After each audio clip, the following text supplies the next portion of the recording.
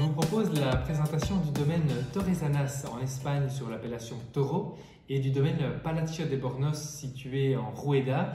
Tous deux sont situés dans la région de la Castille et León, donc la vieille Castille.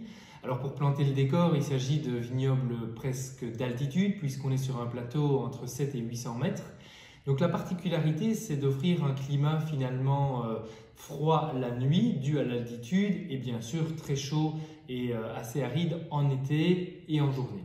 Donc cette différence de température diurne et nocturne est vraiment très favorable à la culture de la vigne, les vignes pouvant ainsi se reposer de la chaleur importante de la journée durant les nuits, et cela est parfait pour la maturité des raisins. Alors de cépages locaux, on parle notamment pour l'appellation Rueda Palacio de Bornos du cépage Verdero. Verdero, c'est un cépage qui donne des vins assez frais avec donc ces arômes d'agrumes, ces arômes assez complexes également parfois de fruits à chair blanche, de fruits à chair jaune.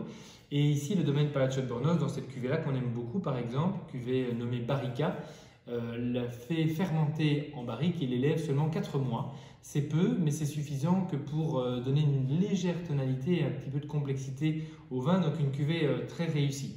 Et pour continuer dans cette tradition espagnole de l'élevage en barrique, je vous parle également de l'appellation Toro, qui est donc dans la province de Zamora et qui cultive le cépage Tinta de Toro, qui est en fait le surnom local du fameux Tempranillo, qui est le grand cépage rouge espagnol.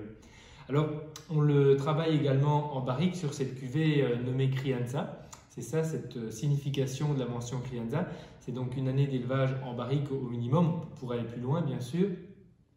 Et donc les vins de l'appellation Toro sont des vins de manière générale assez puissants, assez structurés, assez charnus, avec des belles structures tanniques, mais toujours des beaux équilibres à la fois liés au cépage, qui a toujours une certaine fraîcheur au niveau du Tempranillo, et puis à cette altitude et au savoir-faire d'Antonio Sanz et de ses équipes, ici sur ces deux propriétés de la région de Toro et Rueda.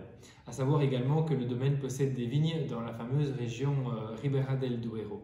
Donc vraiment des vins à découvrir, probablement pour marier des plats cuisinés, que ce soit du poisson, du homard, travailler sur des recettes un petit peu grillées ou rôties.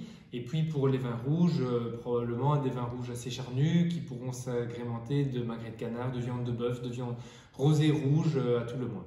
Très belle découverte à vous.